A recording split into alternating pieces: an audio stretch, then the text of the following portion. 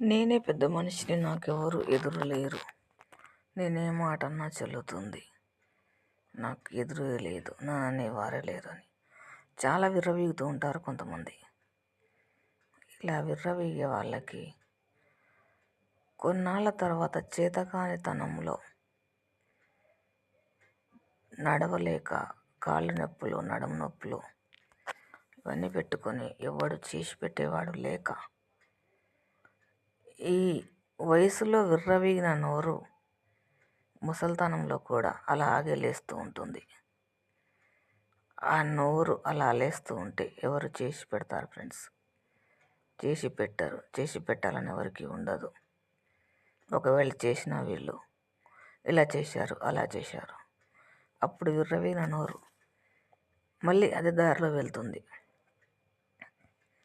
వీళ్ళు ఈ విర్రవీగే వాళ్ళ గుణపాఠం ఎవరు చెప్పలేరు. ఇప్పుడు ఎవరు చెప్పలేరు.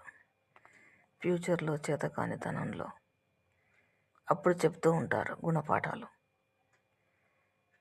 ఈ నోరు, వీళ్ళ నోరు ఇలాగే నడుస్తూ ఉంటే పెట్టేవాడేవాడు పెట్టాడు. పెట్టేలా మాట్లాడరు. వీళ్ళకి ఇప్పుడు అర్థం కాదు, ఫ్యూచర్లో అర్థమవుతుంది. ఒక్కడొక్కడికి టార్చర్ మామూలుగా ఉండదు. ఈ నోరు పెద్దగా చేసి వాగి అలవాటు ఉన్న వాళ్ళకి ఇలా ఉంటుంది ఈ విషయాలన్నీ.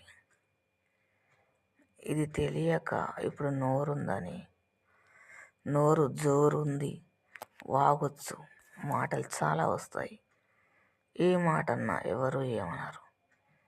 ఎందుకన్నారంటే కుక్క జోలికి వెళ్ళొద్దు, ఆ కుక్క జోలికి వెళ్ళి మన విలువ పోగొట్టుకోకూడదు అని ఇప్పుడు ఎవరు రారు.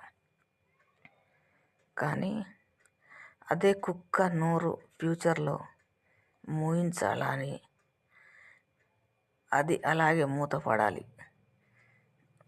వీళ్ళు చేసే పరిస్థితులను బట్టి అది మూత పడుతుంది, పడేలా చేస్తారు. మూత పడకపోతే అదే నోట్లో పురుగులు పడ్డా ఎవరు పట్టించుకోరు.